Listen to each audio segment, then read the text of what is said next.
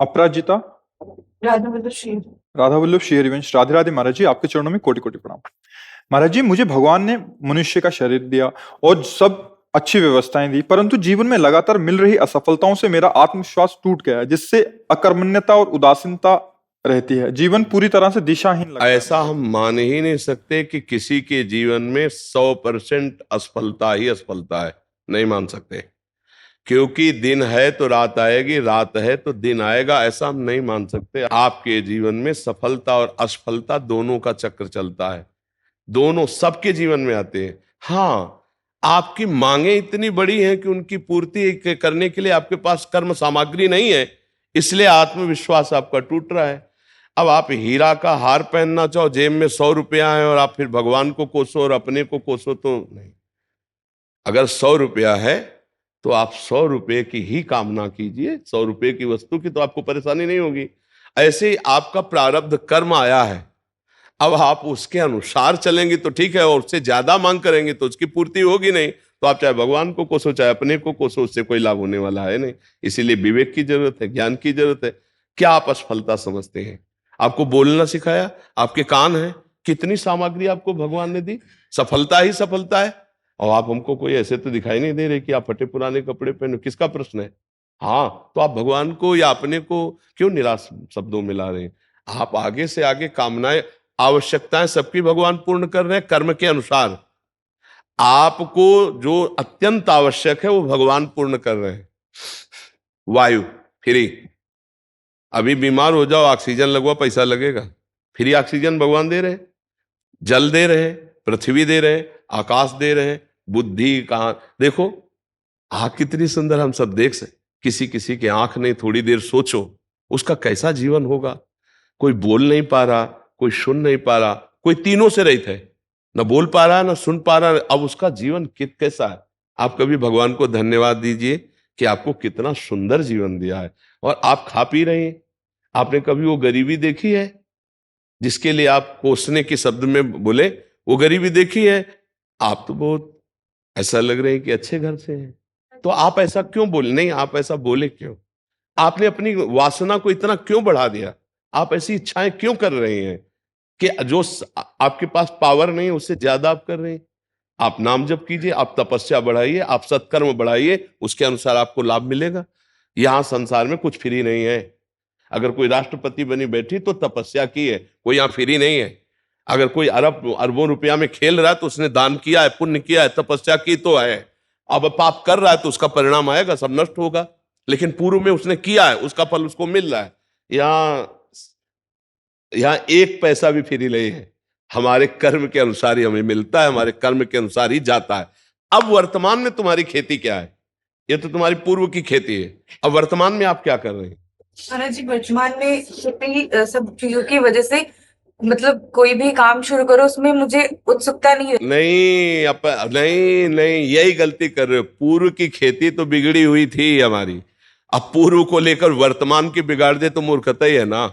वर्तमान की खेती चकाचक करो, उत्साह संपन्न, मदीर्घ सूत्रम क्रिया विधिज्ञम व्यसने सुशक्तम सूरम कृतज्ञम दृढ़ सौहृदं च लक्ष्मी स्वयं याति निवास है। तो ऐसे थोड़ी है। उत्साह से संपन्न रहो, हर सफलता को प्राप्त करने के अंदर और असफलता को रौंदते जाओ। एक बार असफल होंगे, 2 बार असफल होंगे, 3 बार असफल होंगे, चौथी बार मुझे ज्ञान हो जाएगा मैं क्यों असफल हो रहा हूं, और उसमें निकल जाएंगे। ऐसा नहीं कि किसी के भाग्य में इतना ही लिखा है कि हर बार असफल होता ही चला जाए, ऐसा कभी हम नहीं मान सकते। हमारा मनुष्य जीवन कोई पशु जीवन नहीं है कि हम केवल प्रारब्ध के अधीन है। हम नवीन कर्म करके नवीन प्रारब्ध की रचना करने आए हैं। हमें निराश नहीं होना, हमें नाम जप करना है, पवित्र चरित्र रखना है, दूसरों के अधिकार की रक्षा करनी है। क्योंकि आप किसी एक परिवार में होंगे, आपका कोई परिवार के सदस्य जन होंगे, उनके भावों की रक्षा करनी, उनकी सेवा करनी है, और सांसारिक उन्नति के लिए हमें प्रयासरत रहना है। अगर हम असफल हो जाते हैं व्यापार में, नौकरी में, प्रयास में, तो हमें निराश होकर नहीं बैठना, हमें फिर और उपाय करने हैं। किसी न किसी दिन सफलता हाथ लगी जाएगी। ऐसा नहीं है कि हम असफल होते ही चले जाएं। हम आपको एक शास्त्रीय दृष्टांत देते हैं। विद्यारण्य नाम के एक बहुत बड़े सन्यासी हुए हैं। वो गरीब ब्राह्मण के घर पैदा हुए थे, तो माता पिता के पोषण के लिए उनके पास व्यवस्था नहीं थी। तो वो चूंकि ब्राह्मणत्व में थे तो उन्होंने संतों का संग किया था, तो गायत्री अनुष्ठान किया। 24 लाख गायत्री का एक पुरस्चरण होता है। उन्होंने एक पुरस्चरण का अनुष्ठान पवित्रता से, गायत्री अनुष्ठान माता गायत्री का, कुछ नहीं मिला। दूसरा अनुष्ठान, तीसरा अनुष्ठान, चौथा 23 पुरस्चरण की, 24 लाख गायत्री के 23 पुरस्चरण किए। अब माता पिता पधार चुके थे, यौवन अवस्था से ऊपर अवस्था क्रॉस कर गई थी, गायत्री अनुष्ठान करते करते हार गए और उन्होंने सन्यास लिया। जो ही सन्यास लिया तो आद्याशक्ति देवी गायत्री प्रकट हो गई और उनका बेटा, यहां से लेके ब्रह्म पदवी तक तू मांग, अभी तुझे दे दूंगी। तो उनका माता, अब तो मैं सन्यासी हो गया, जब मैं धन मांग रहा था तब आप क्यों नहीं आई? तो उनका, तुम्हारे 24 ऐसे महत पाप थे, 23 पुरस्चरण से वो सब नष्ट हो गए, एक और बचा था तो सन्यास ले लिया, उससे वो नष्ट हो गया।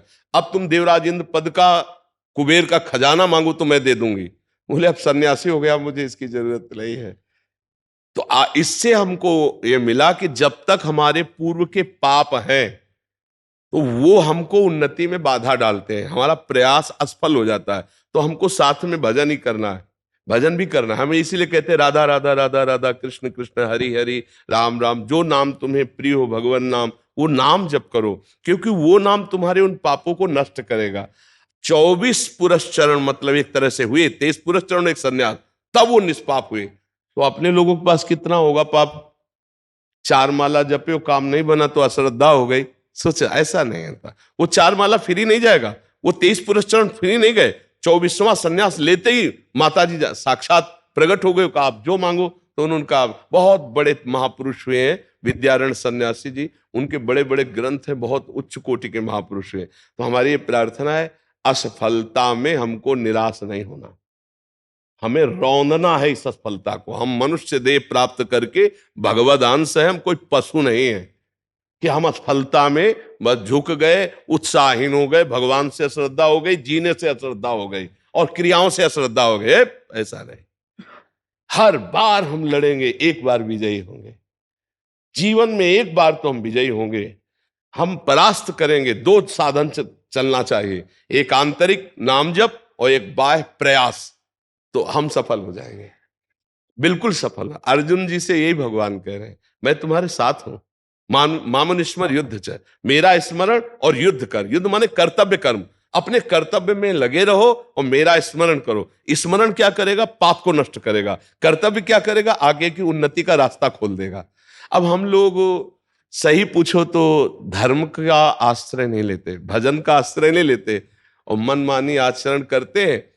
कोई बिरला ऐसा होगा जो अपने जीवन के चरित्र को पावन करके, धर्मयुक्त चल करके ऊंचाई पर चढ़ना चाहे।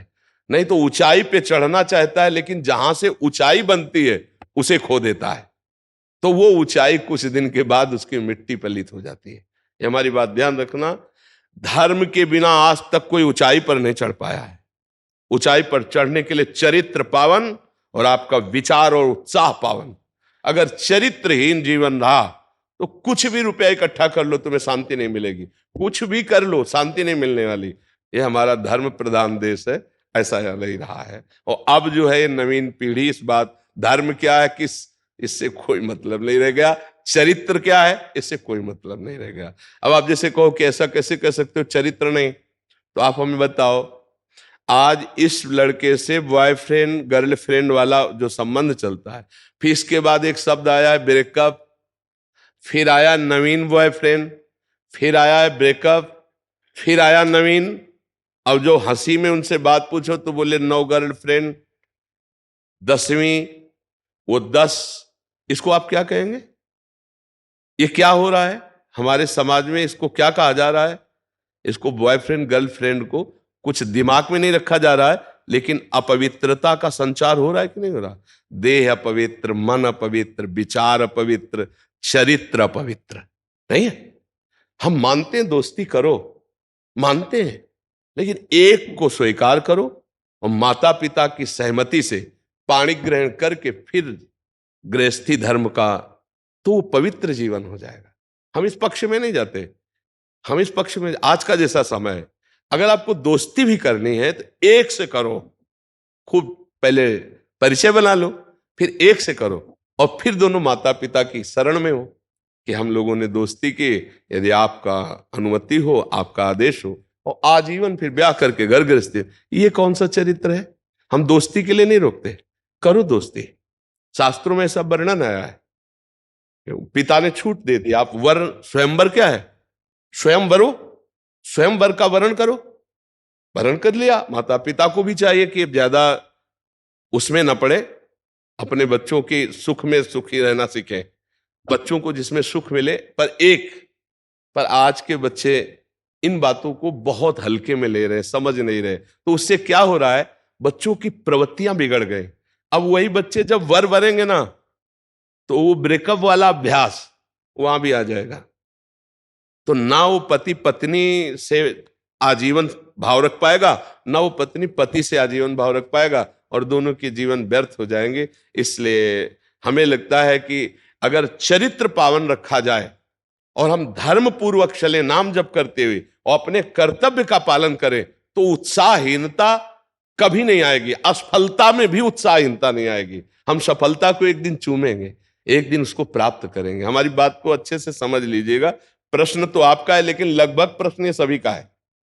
ये प्रश्न लगभग सभी का समाज का है, और ये लाखों लोग सुनते हैं, इसलिए हम इसको विस्तार से कह रहे हैं। चरित्र पावन, उद्देश्य महान, नाम जप, कर्तव्य का पालन, विजयी ही होगे कहीं भी हो। पूर्व का कर्म आपको बाधा पहुंचाने के लिए आएगा, तो हमारे पास नाम है, हम नाम से उसको मिटाएंगे। जो नाम जप कर रहे हैं ना, उस भजन बल से उसको मिटाएंगे। वो भजन बल से नष्ट होता है, बाहरी व्यवहार से नष्ट नहीं होता है। जी।